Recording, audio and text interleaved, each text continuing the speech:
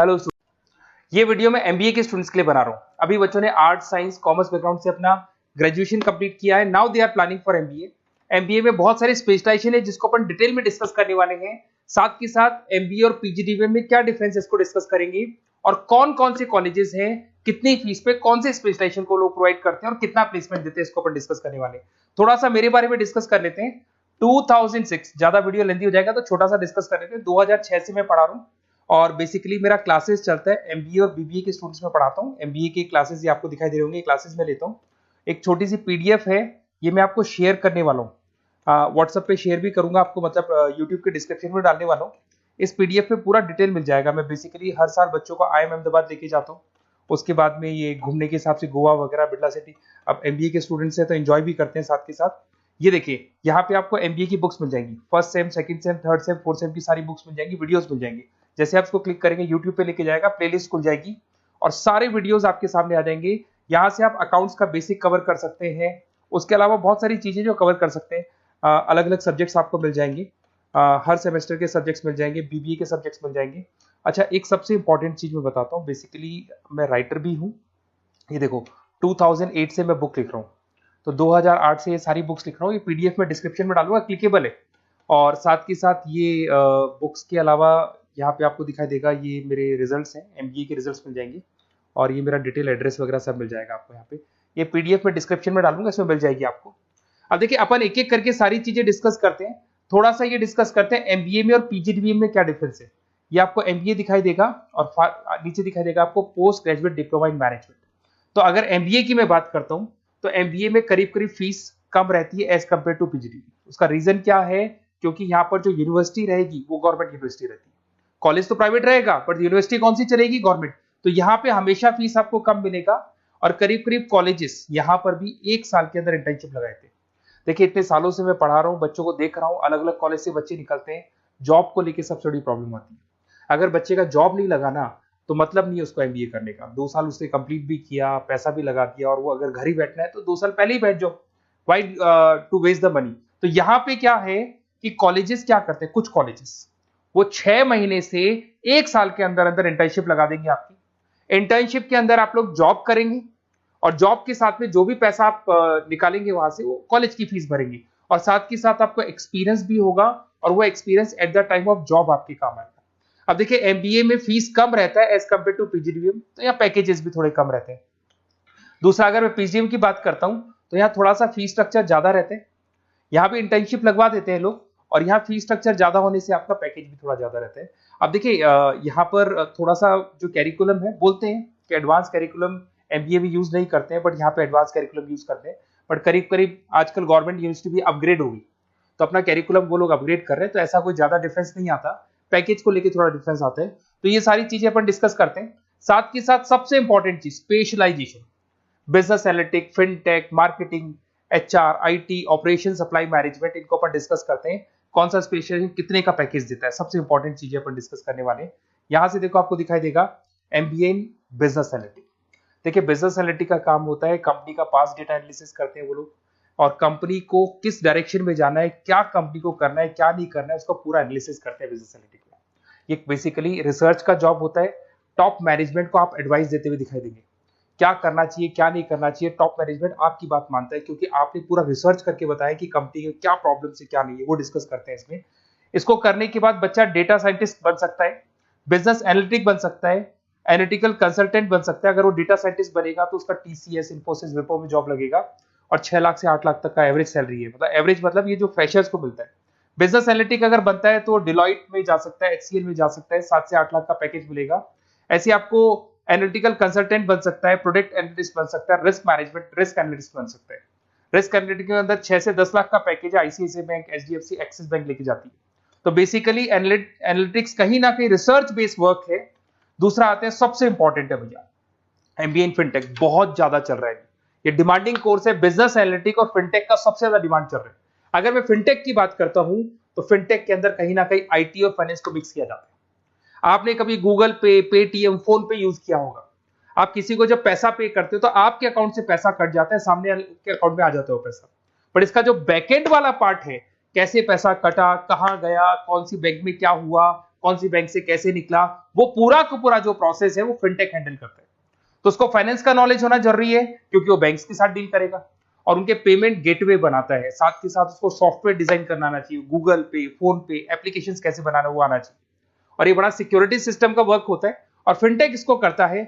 इसके अंदर आपको जो कंपनीज मिलेंगी, पेटीएम, रेजर पे, पॉलिसी बाजार दिखाई देंगे आपको। फाइनेंशियल फिनटेक एनालिस्ट बन सकते हैं, प्रोडक्ट मैनेजर बन सकते हैं इसमें। फोन पे, क्रेडिट, यूपे कंपनीज आपको दिखाई देंगी। 8 से 10 लाख का पैकेज है। उसके बाद में फिनटेक एनालिस्ट बन सकते हो आप। ऐसे आपका रिस्क कंप्लायंसेस मैनेजर बन सकते हैं, जिसके अंदर आपको ये बैंक्स दिखाई दे जाएंगी सारी की सारी। साइबर सिक्योरिटी स्पेशलिस्ट बन सकते हैं, जैसे इन्फोसिस, टीसीएल, विप्रो। तो कहीं ना कहीं फिनटेक का भी मार्केट में बहुत जबरदस्त डिमांड है। और न्यूज़पेपर में भी आया था, गवर्नमेंट को जो आईटी सेक्टर के जो लोग हैं फिनटेक वालों की जरूरत है।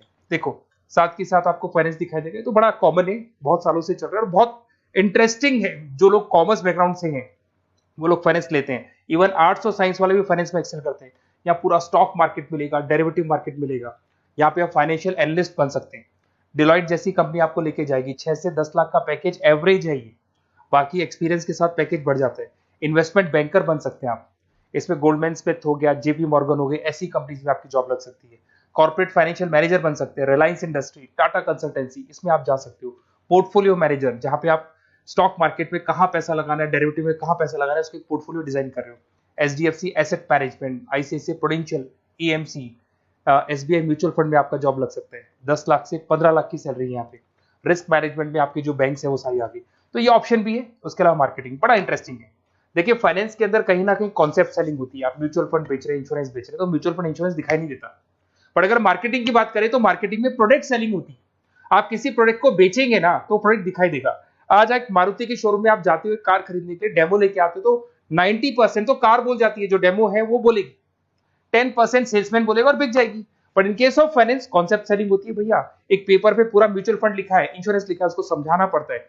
तो वहां पर वो प्रोडक्ट दिखाई नहीं दे रहा, उसको आपको समझाना पड़ेगा। But in case of marketing product selling होती है और मार्केटिंग में अच्छी जॉब्स लग सकती है।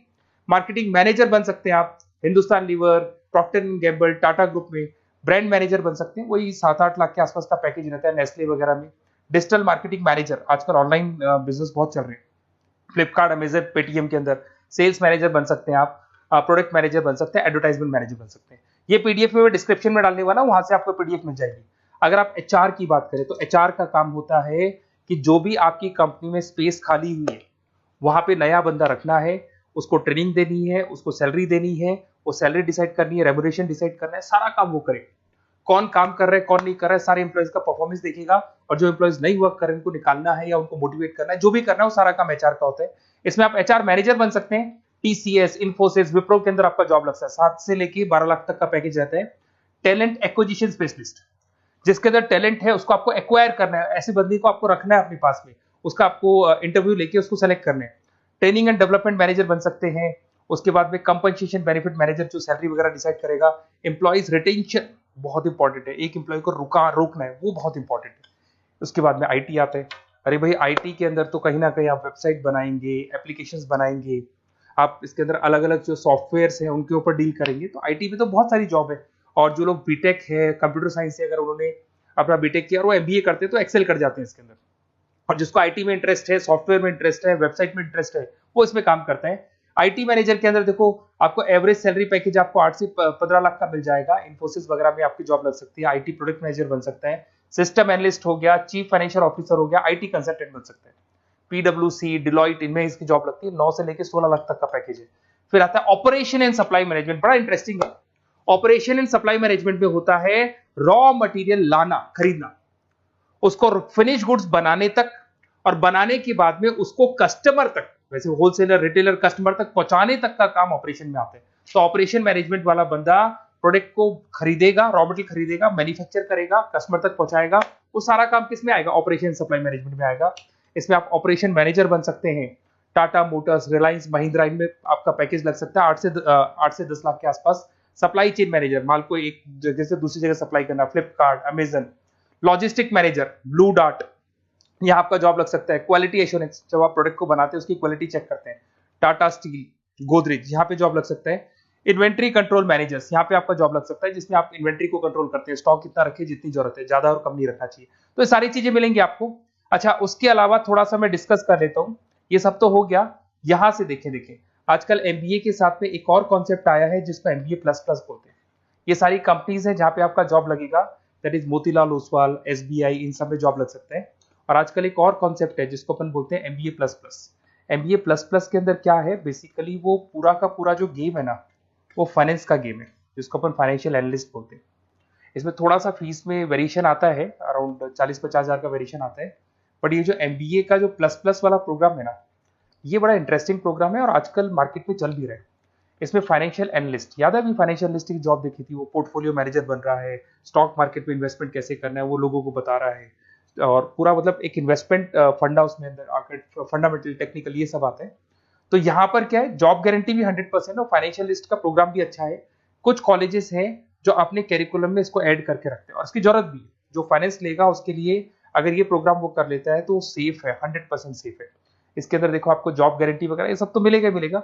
इसमें प्रिंसिपल ऑफ अकाउंटिंग, उसके बाद में financial analyst, capital budgeting, forecasting, financial modelling वगैरह ये सब सिखाया जाएगा आपको।